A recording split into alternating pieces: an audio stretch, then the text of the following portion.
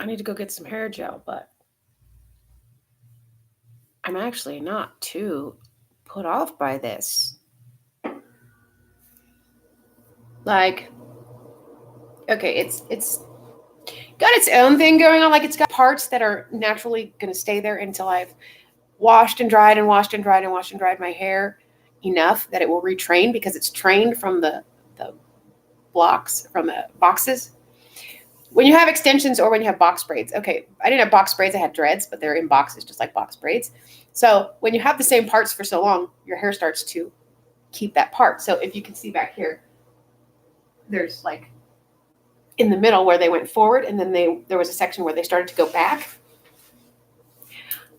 But I'm really okay with this. I'm really okay with this. Like, if I go get some gel right now, it's a little, if I go get some gel, some hair product, I think it's very cute. It's very pixie. It's getting so close to how I just want it to be a little bit longer. Like, I just want it to be longer so it's a little more feminine. Like, if I don't put makeup on, I still have glue everywhere. The shit sticks. Like, it does not come off. You have to take 10, 15, 20 showers. I think I still even have a glob of glue back here somewhere. Oh my God, it's everywhere. I hate this shit. Which is another reason I don't really want to put my dreads in. Like, I kept this last time I put my dreads in, I kept them in for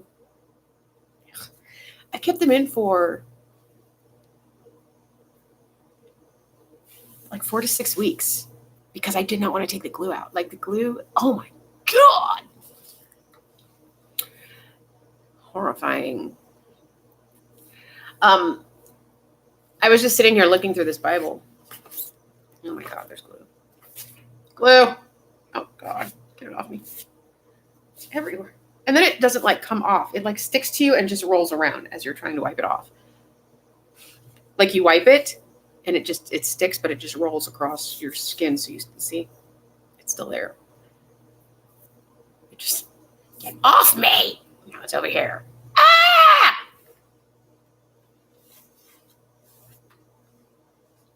Horrifying. So what do you guys think? A friend of mine was on my Instagram and she said, I asked her if I should keep the natural mohawk thing going. And she said, keep the natural. So I'm going to do it. I'm not going to, this little hair is going to flop up. I'm not going to put the dreads back in. I'm going to let my natural hair go. I'm going to just rock this shit. I'm going to rock it. I'm going to get some hair product. I should have done that. I should have just went and spent that $25 on some hair product. Really. I do look a little boyish, but it's okay. As long as I put my earrings on. Well, no, because that doesn't mean anything anymore. It doesn't matter what I look like. I'm Amber. I'm not a boy. I'm not a girl. I'm Amber. I don't want to be identified by my gender. I don't want to be identified by my race. I don't want to be identified by my disorder. I just want to be identified as Amber. With the mohawk. Ow, my neck hurts. Yeah, see, my neck was so stiff last night, and I don't know if it's because my body was so used to carrying that weight of the dreads. It was like a sensory underload or something last night. I don't know. I took the dreads out, and I'm just like, ugh. I had that other hair in, and it was cool. I liked it. And then I was like, no. This feels weird. This doesn't even feel right. Needless to say, I'm going to rock it. I'm going to rock my hawk. I got to trim up the edge right here. It's a little bit uneven. But I'm going to rock it. Let's just keep this bitch. Keep this shit. Let it grow. Get a cute little pixie going. Back to my little stuff. And then I see the only thing I don't like about bobs and pixies is they make me look like ridiculously young. Like, I look like a 10-year-old sometimes.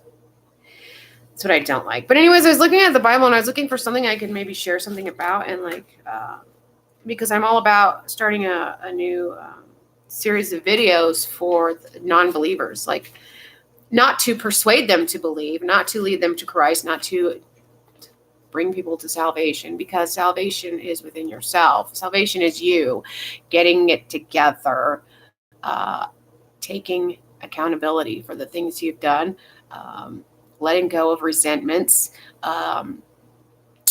changing in a way that keeps you from building more resentments, or keeps you from having to hold yourself accountable in the wrong way. Well, it's not the wrong way, it's still the right way, but being held accountable for bad things is different than being held accountable for positive things. And so you have to get yourself into a godly state. In my mind, godly is godlike, as close to perfect as I can get.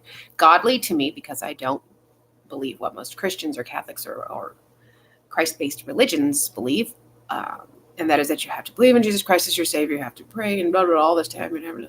I think we lose a lot of our communication with each other, a lot of our acknowledgement of each other's good deeds, a lot of our interaction with each other. And I think that is a big factor in why our world has become so dysfunctional. Christianity and other religions, okay, yes, if they help you be better people, but if they disconnect you from society, if they disconnect you from people that need you the most, why the F? God does not live on this planet for a reason. God created man, if he created man, with free will for a reason. Not so that man could be dependent upon him, but so that man could get up and do what he's supposed to do for himself and be effective and functional and healthy and happy. This is assuming God is real. And we as humans are so great at fucking things up that we have taken religion and turned it into a means of control, a means of judgment, a means of forcing someone's opinion and beliefs on another person. And I don't believe that's acceptable at all, because then you start to make people feel bad because they're not doing what you're saying they should have to do. Oh my God, you're going to burn in hell for the rest of your life. That's abusive. You're going to be in hell for all eternity because you don't believe what I believe. That's abusive. That's abusive. Unacceptable to me. If you don't accept Jesus Christ as your Savior, no, accept his example as a great example as to how to live and how to treat other people and how to love yourself and everyone else and how to conduct yourself.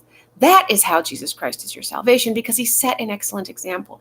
Now we need to be salvation for others and set an excellent example. We need to stop using Christ and him being our Savior as a reason to excuse his murder. First of all, that upsets me. I think God could have quite possibly been a ruler way back when whose son was actually Jesus Christ, which would explain why Mary did not have the biological father with her, because she was sent by God with Joseph to where?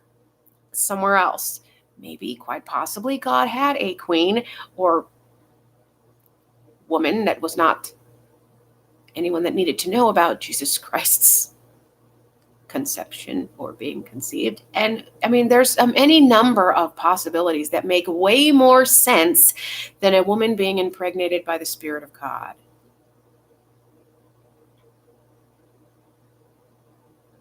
I'm so sorry. Like, the older I got and the more I thought about the Christian religion, the more embarrassed I was. Like, are you serious? They're the first people to discuss witchcraft and denounce, is that the word? And not shun with, okay. They're the first to like say negative things about witchcraft and all this other stuff. But what the flip do you think they're Immaculate Conception? That's not magic. It's biologically necessary to have an egg and a sperm. If there isn't both, well then, that's magic. Or witchcraft. Or sorcery. A miracle is magic.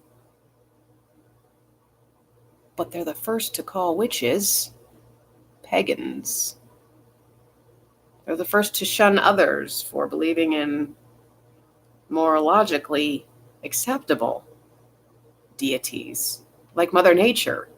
They're not Indians. Native Americans Native Americans, they had it down pat. Okay, they were worshiping Mother Earth, the force that provided food for them, whatever it may be. I don't know that they actually had other than Mother Nature, they could have had names for these things, but when they just because we put names on things, people automatically relate that to, okay, that's a being, or that's a person or a thing. It doesn't have to be a person or a thing. In my personal belief, this is my personal belief. I'm going to get out there. I think I've got it out there a billion times already. But God, to me, is once we pass, our energy still remains. Our energy can be collective. Collectively, it's just there, like everywhere. It can be anywhere. It's ominous. It's energy. Energy moves. Look how fast light moves. Look how fast. Okay. It's possible that our energy just remains, and some of our, is there glue on my lip? Some of our energies remain strong enough, or some people's brains, like Long Island Medium, or like Tyler Henry. Okay. Dr. Drew collaborated with Tyler Henry. Okay, if you want to call it collaboration. I call it a collaboration. Okay, while he was doing a reading, he had this cap on that was measuring all of his brain activity. And it's like spirit was shutting down his brain while they accessed it and gave him the information he needed. Like, seriously, that's the best way I could explain it. Because they were saying, every time he would say, okay, when I'm seeing, they're showing me. I didn't quite catch that. Could you please repeat it? Siri, I wasn't talking to you. Sorry. God. Seriously, is what I said.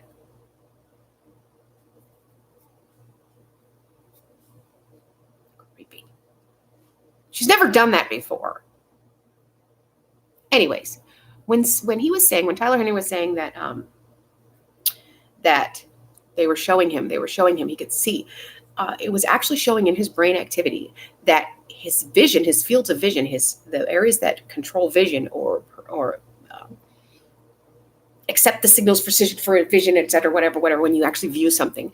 And I think they said even when you imagine something, I think everything was shutting down, was completely shut down. Like, so it's as if he was open enough that his brain activity, his body, his everything was shutting down and something else was accessing it. So, spirit or otherwise, there's always that possibility that there is a big giant computer somewhere that has access to everybody's everything. That's a little bit conspiracy theory-ish. Sometimes I get upset and disappointed. I'm like, geez, what if the Long Island Medium is like, I don't know, maybe she's one of the favored people, like, and Tyler Henry, maybe they're some of the favored people that have already, like, okay, been awakened or enlightened or whatever. And in a conspiracy theory-ish way, they're being given the information they need to help people. Like, what if that's the case? I mean, that's very possible. It's very possible. And much more acceptable and easier to explain than our energies, like, still remaining. That's what's disappointing to me. Like, we are such brilliant as human beings. We are such brilliant. Yeah, we are such brilliant. We can't even speak correctly. We're so brilliant. We have advanced so much further than we as a society even know. Like, we are so distracted by having to work for a living. We're so distracted by having to provide for our families. We're so distracted by everything else that we have no effing clue how advanced we really are. We don't. We really don't. Anyhow, I was like reading through the Bible. I was trying to find a passage that I could share, and all I could really find this morning was all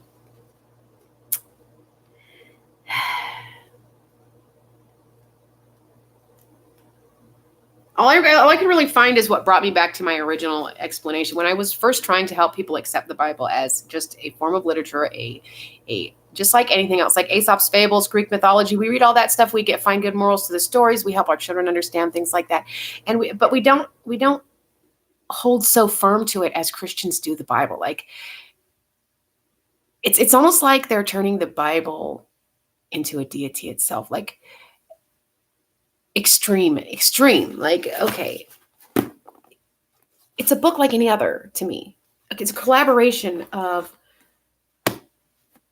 a lot of people's writings, apparently. None of them recently, which kind of just tells me that, like, as technology became more available and as we became more distracted by having to actually do all the things we have to do now, like, technology and advancement has the price to pay that there's upkeep. There's upkeep for everything that we have advanced into. We've decided that children need to be educated by schools from kindergarten to 12th grade, which to me is ridiculous. I think the parents should be responsible for educating their children. You have to teach your children how to read, write, and how to arithmetic. How to read, write, and how to arithmetic. You need to teach your children that so that they can be prepared to go into the world and work. If they need to go into the world and work, I think things would be better now if families still did things the way they used to do them. Each family had their own niche, their own thing to do. And if you were in a family where they were doing things you weren't really into, you wanted to try something new, okay, go out and start your own family, and then your family would do what your family wanted to do. But we each had our own little, and then we'd go out and we'd provide what we had, the fruits of our labors, to the rest of the world. And that's how we made our living. That's how we provided for our families and ourselves. We traded for the things we need. You had what I don't because you do what I don't do. I do what you don't do, so I have what you don't have. And it's give and take. Now it's turned into paper money and all this other shit, and everyone's like, no, everyone's robbing everyone. Are you kidding me? Why don't we take back the means for people to rob us? Okay, so people can still rob us of our physical properties, and it's not going to be money, but it's going to be much more obvious where you stole it from. It's not just money. It's not just, if you go steal from, like, the milkman in this community, and you're the one that's popping up with a bunch of milk, everyone's going to know you're the one that robbed him. Hello? Things have become so advanced, and we've allowed so many different means of like, I'm not going to lie to you. I commit a crime when I was trying to get my daughter and I away from Jeffrey Martin Miller.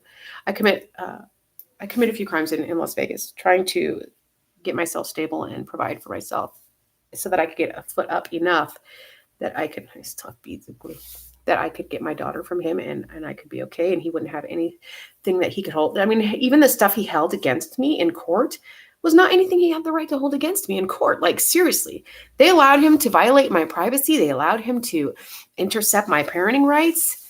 Parental interception. It's illegal. It's illegal. Everything they did was illegal. And it pushed me to such a desperate position. God, I'm rolling glue out of my hair as we speak. It pushed me into such a desperate position that I was willing to do anything. And I did. I commit crimes. I went to jail for them. I served my time. I paid like $6,000 in restitution. I think I still owe a little bit of restitution, honestly. Now, where they came up with the figures for the restitution, I'm not sure. I don't recall. I did what I did. I didn't really want to, I really didn't want to get into depth as to, it was embarrassing. It was not something I was proud of. It wasn't anything I was proud of. And at the time I was burdened with my child being in CPS. So I just did everything they told me to do. I was grateful to the judge that he allowed me to come home, or to go home to California and not have to stay in Nevada while my child was in California.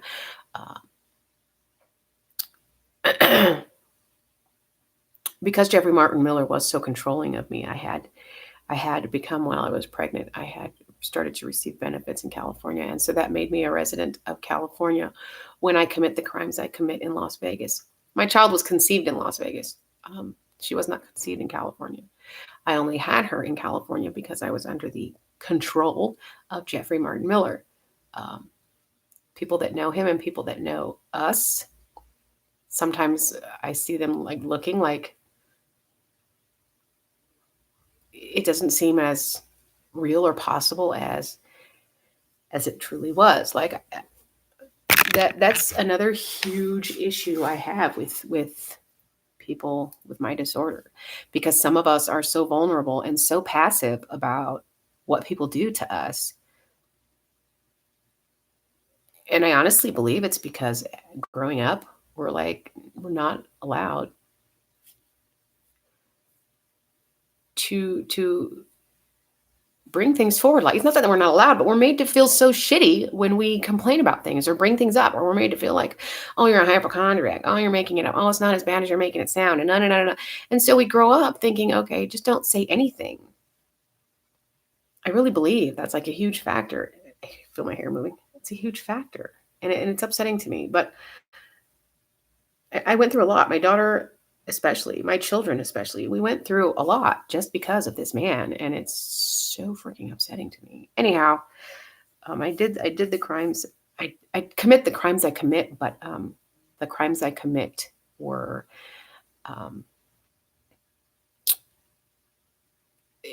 it was against the bank. It wasn't against like people specifically. Like, if you look at what I did,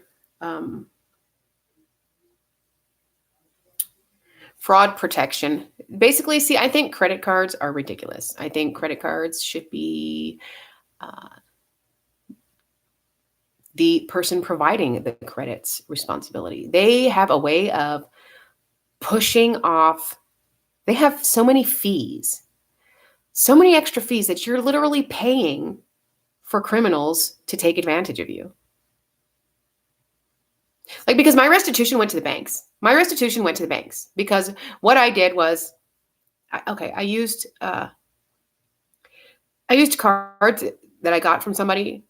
They obviously were not my credit. They were obviously someone else's credit. I never stole money from people's bank accounts. I never stole money, because to me, a bank account is prepaid. A bank account is prepaid.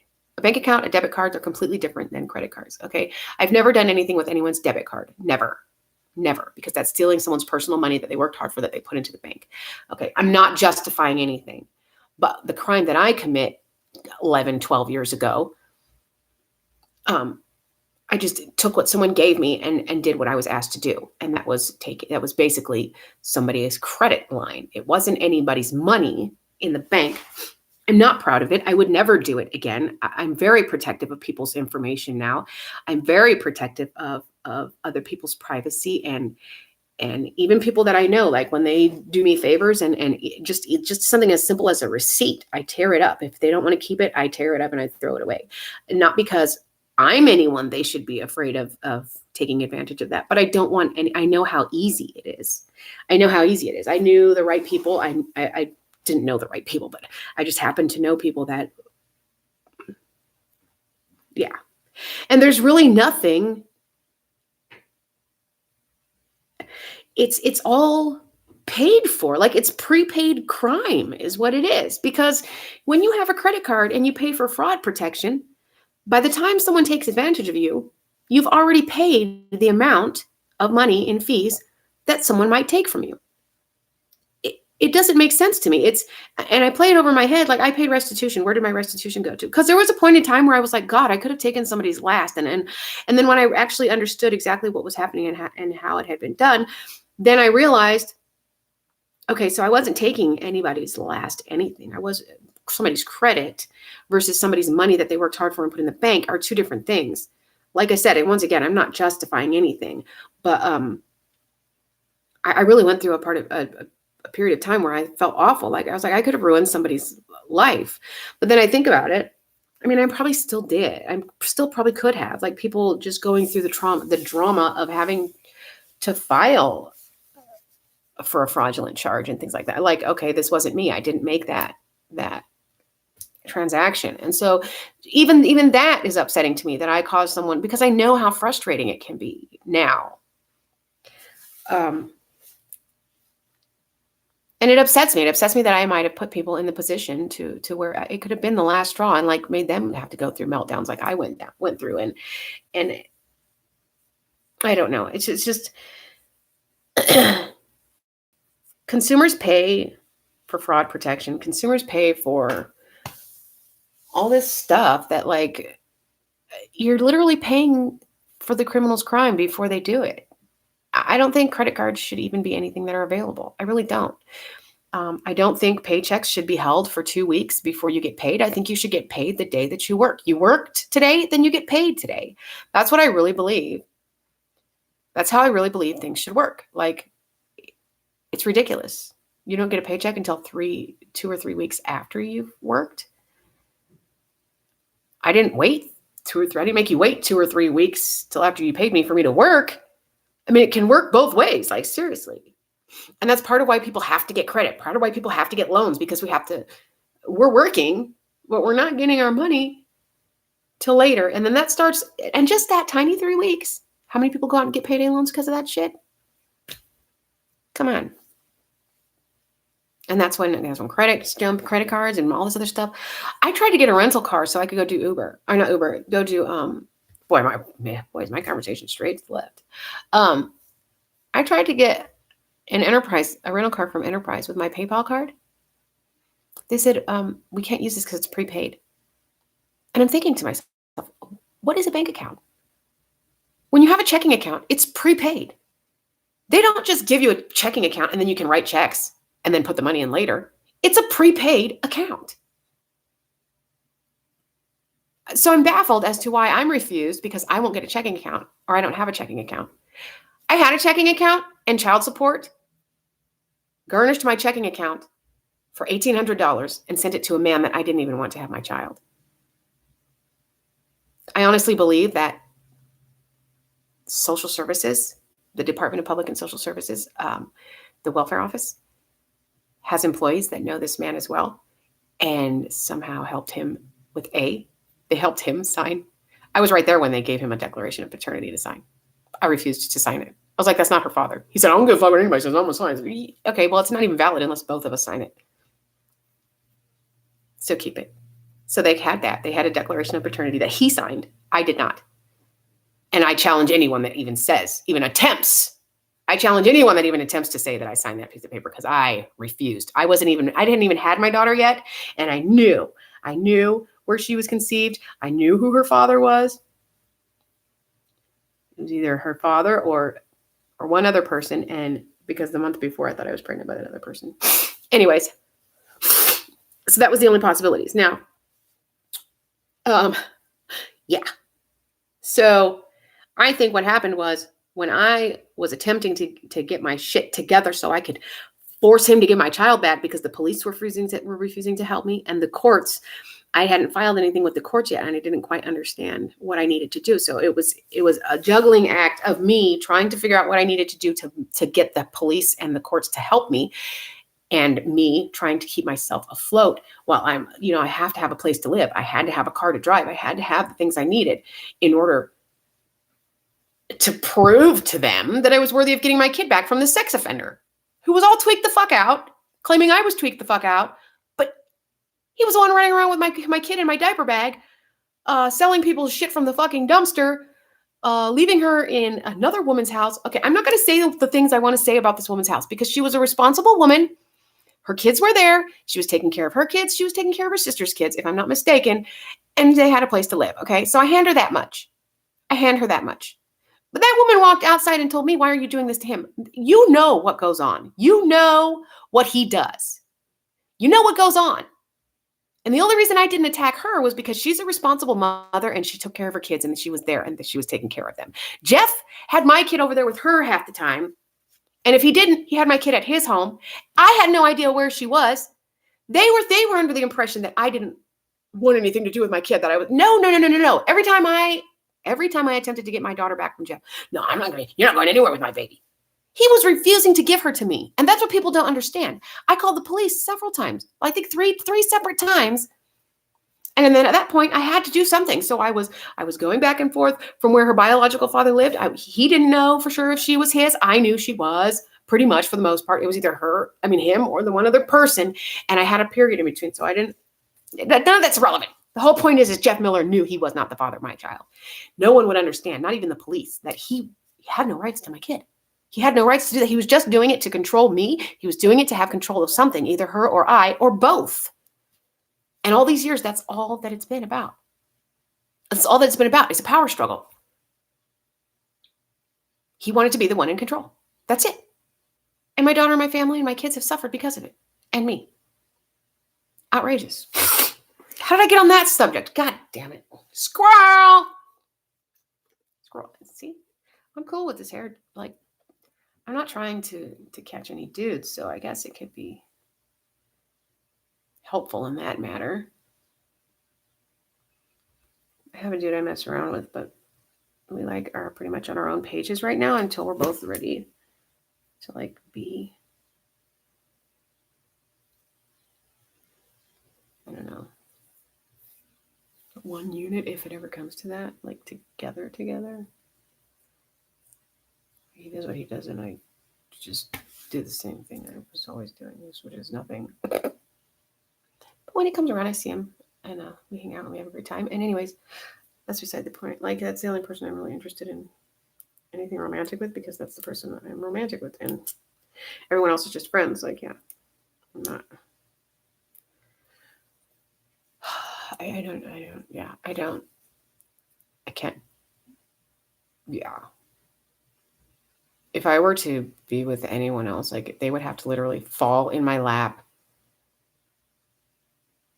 already, like, I don't know, somehow, some way, some kind of witchery or voodoo or sorcery. Like, they just, and I would be possessed by the adoration and love for this human being that I would, yeah, that's like the only way I would subject myself to a relationship again.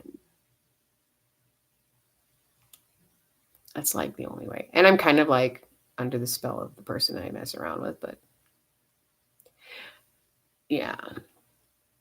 It's a very touchy subject. Maybe I shouldn't talk about that one. Like, I love him to death, but he's got his own issues. Like, not issues that are a problem for me, because I understand him probably more than he understands himself. But when I'm not going to tell him that, because nobody wants to hear that shit.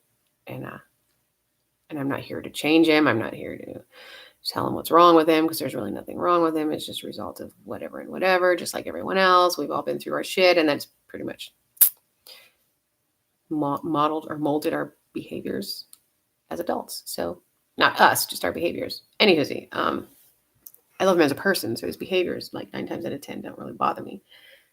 I don't know. I'm a very understanding, accepting person like that. I don't know that he's able to do the same with me. Like, sometimes I say or do things that really get under his skin, and I think that's when he ignores me. But I just accept it and keep moving, because it's really nothing I have control over. That's one of the things I'm so grateful that I've come to understand, is that if I can't control it, I have to pretty much just let it be. Either accept it or don't even be a part of it. Like, that's what I'm having to do with my family. It's really difficult because it's my family. Your family of origin is very, I believe, psychically connected to you. And I'm not saying in a way that, like, I'm saying psychiatrically, or there's a mental and a physical connection to your family of origin. So there's always going to be that desire, that drive. Like, even kids that are adopted, or they 9 times out of 10, they want to find their family. They want to know where they came from. They want to not necessarily be a part of it, but my whole thing is that, there's a lot of unresolved issues with my family of origin. So it makes it much more difficult for me to say, okay, I have to accept that it's a toxic relationship. I mean, whether it's both of us, whether it's me being toxic to them and them being toxic to me, it doesn't matter either which way. They view me as toxic, so there must be something that I'm doing that they're perceiving as toxic and not acceptable to be around. But until we can resolve that, it's not going to change. And so I just have to accept that, because at this point, there's no steps being taken to resolve anything. Neglecting issues does not make them go away. That is one of the things my mother told me, is that's why we haven't been communicating with you, because of this and because of that. I mean, I'm like, well, that doesn't resolve anything. All that does is make me feel not worth the effort. Like, everyone's just saying, okay, just ignore her, because why even try? Neglecting someone is not an acceptable form of punishment either. Like, I don't give my daughter the silent treatment When we get to the point where we can't talk to each other appropriately or we start to be abusive, then we get silent and separate, but it lasts no longer than 15 minutes because I don't ever want her to feel like she's not good enough for me to talk to, like she's not good enough for me to figure things out with. I'm not going to just continue to ignore her if she's misbehaving or if I'm misbehaving. It's not going to do anything. Oh, you're acting bad. I'm just going to ignore that. Hello? Even if your children are grown-ass children, you still help by guiding them and directing them in a direction that's more wise or more effective, or, that's how you parent. Unless you're a neglectful parent. I say that. I'm not saying anyone is neglectful. I don't want to talk about this anymore. I don't want to face the consequences of this conversation. Not that I would, because I'm being ignored anyways, but maybe that's why I keep talking. Maybe that's why I keep saying the shit I say, like throwing all of our personal business out there. I mean, because who else am I supposed to talk about it with? Like, really? And I don't even know for sure exactly which business that I've thrown out there they're upset about. I don't know. I really don't know because they won't tell me. My mom's brought it to my attention that she doesn't appreciate my opinions on their parenting styles. That's pretty much all she's brought to my attention. That, and that she doesn't feel I have the right to say anything about my son's suicide because I wasn't the one who experienced it. That's pretty much the only two issues she's brought forward to me. She said I'm verbally abusive. I'm not sure how I've been verbally abusive. And that was directly before she told me to shut up on the phone. And I was so floored by that, I couldn't even continue. Seriously, I think I've discussed this before too. I was like, she said, so you can shut up, you can listen and understand, and then we can talk about this. Or if you can't do it right now, I understand that too. And I was like, yeah, I can't. I really can't do this. You've never, even in my life, the whole duration of my life, like the whole, how old was I? I was just turning 40. The whole 40 years of my life, you have never, that I recall, okay, possibly maybe when I was like very young, she might have, because it was a very enforced rule in our house. We were not allowed to say shut up. We were not allowed to say shut up. And then here she was 40 years later.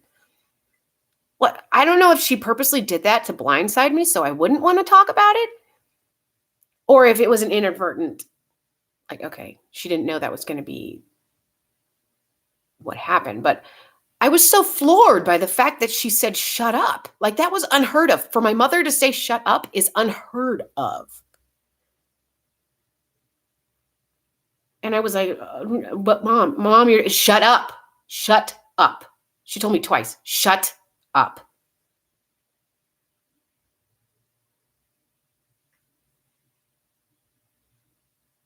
I'm trying to hear what you're saying on the phone right now, but my mind is still like, she just said shut up. She just told me something's not right here. I don't even know how to react to this. Like, seriously, that's part of my issues, is not knowing how to react in certain situations. And there's really a fear involved. Like, it's such an anxiety invoking. Is invoking the right word? I keep using that word. It causes so much anxiety for me to like go into a situation where I'm not sure what I'm going into. And like, I'm not going to know the right response. And I'm going to be like, like job interviews are killer. I'm just like, I usually do fine, because I usually ask like the same questions. So you're like, okay, it's been rehearsed in my head a few times, so I'm okay with it. But I gotta get some hair product. But yeah, like some situations, and that was one of them. My mom is on the phone and she just told me to shut up. And how would I have responded? I've never had to respond to that. So I was just floored, and I was muted, and I was I didn't hear much of what she said to me after that, except that we can talk about this now, or if you can't talk about it, then that's fine. Just let me know, and we don't have to talk about it. And I was like, I really can't, Mom. I can't. I really can't talk about this right now. I was like in a shelter. I was supposed to be going to either lunch or a meeting or something. She told me to shut up, I had no idea how to respond to that. Like, so I did what she said and I just shut up. I was like, okay, I can't talk about this right now. I have to shut up. I have no choice but to shut up. Yeah. Yeah. Wow. Boy, this has been a 40-minute long conversation about absolutely nothing. I am getting used to my hair, though. I like it. And I'm going to wake up in the morning and be like, I want my dreads back. I still have them in a bag if that happens. If that happens. And why do I see a cat on it? Oh, it's a plastic bag. I'm like, oh my God, the cat. It's a plastic bag.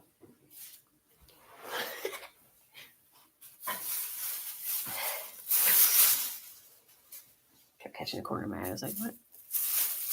I don't have a cat. Anyway, yeah, so what do you guys think? My dear friend, told me to keep the natural hawk. Let it grow. Let it grow. Let it grow. Don't cut that shit anymore.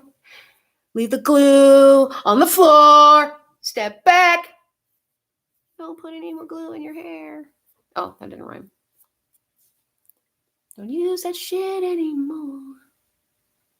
'Cause I don't know if you appreciate your hair. But one day you're going to wake up and there won't be hair anywhere. Whatever. I really do got to trim this up right here, though. There's one little extra that needs to go somewhere. My hair naturally does this thing where it's like, I have a right there. I have a right here. I used to do my hair like this just so it would have lift. But then like this would fall and the cowlick would still be sticking up. Like my bangs would fall, but my hair would still be like right here. So I'm going to try to go this way. I'm going to try to go the natural growth direction of my hair. But then it tends to get too flat and it looks weird. Like my forehead is so big that when you have flat hair, it just doesn't look right. I don't know. Maybe it was just a cut that I had. We'll see. I gotta go. I gotta brush my teeth. I'm sitting here talking too long. I gotta eat something. God, I didn't even get into what I was looking at in the Bible. And why? Okay, good. God. If you read the Bible and you don't believe in God, go through with a pen and replace everything that says God and change it to good. Okay? To good. The concept of good. It doesn't have to be a deity or a God or God. The word God is derived from the word good. Or they're connected somehow. Maybe one was derived from the other. I don't fucking know. Maybe good was derived from the word God. Maybe evil was derived from the word devil. Or maybe devil was derived from the word evil. Who knows? I could probably look it up and find out, but I just don't feel like it right now. I think I have at one point and I can't remember what the results were. Needless to say, good and evil. It doesn't have to be God and the devil. You don't have to believe in any deity or ruling force, a savior, a salvation. You be your own savior if you want to. But the Bible still has a lot of good things to say. The Bible still has a lot of representations of people's experiences and the right ways and the wrong ways to handle them. Like you can learn from the Bible, okay? So don't just decide that because you don't believe in God, you're not going to read this shit. Because you can still, every book that you read on this planet, I don't care how stupid the book is, there's something you can learn from it, even if it's how not to write a book. Okay? Or what kind of book not to write, or what kind of book not to read. I don't know. I'm just saying there's something you can learn from everything, even if it's poorly written. Okay? So just because you don't believe in God, don't decide not to read the Bible. It's still a wonderful piece of literature that has a lot of great insight. Just please don't use it to control people. Please don't use it to force your opinion on people. Please don't insist that you have to believe this. You have to do it this way. People that did things in this book were doing things thousands and thousands of years ago. The times were much different. Although the basic idea is still the same, we've made it even more complex than it was back then. So, thank you for watching. Like, share, subscribe. Feel free to comment. You can, like I say every time, hit that dingy bell, but it's not a requirement because I don't force anyone to do anything. Do as you please. Just have a wonderful day.